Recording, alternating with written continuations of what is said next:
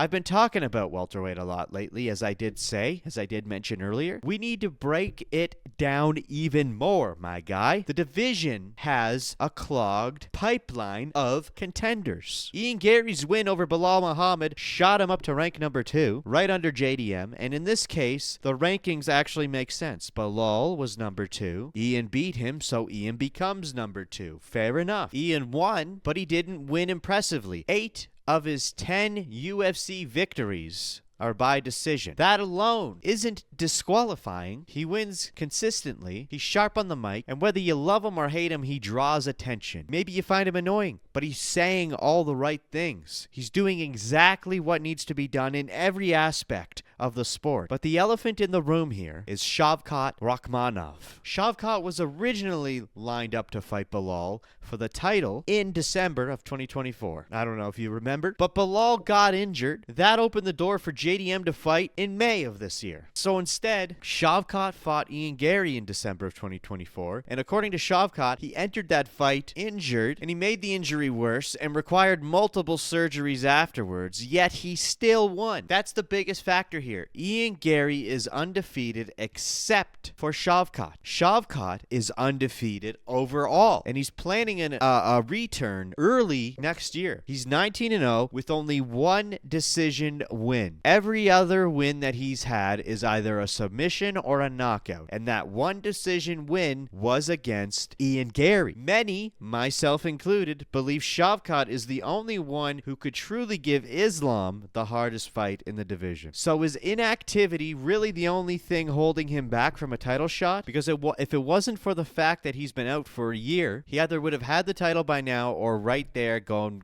and getting the title. And up until this past weekend, Shavkat was still ahead of Ian Garry in the rankings. Now Ian sits one spot ahead of him. When you look at everything together, this is the most realistic scenario. Islam Makhachev will probably fight Ian Garry. Deserving, but not very entertaining. These are elite athletes fighting for real stakes, but it's also, as I've said many a time in the past, sports entertainment. Star power, storylines, personality, marketability, influence. And I'm not saying these fights are guaranteed, but it absolutely looks like that's the direction things are heading. Which contender do you actually think deserves the next title shot more?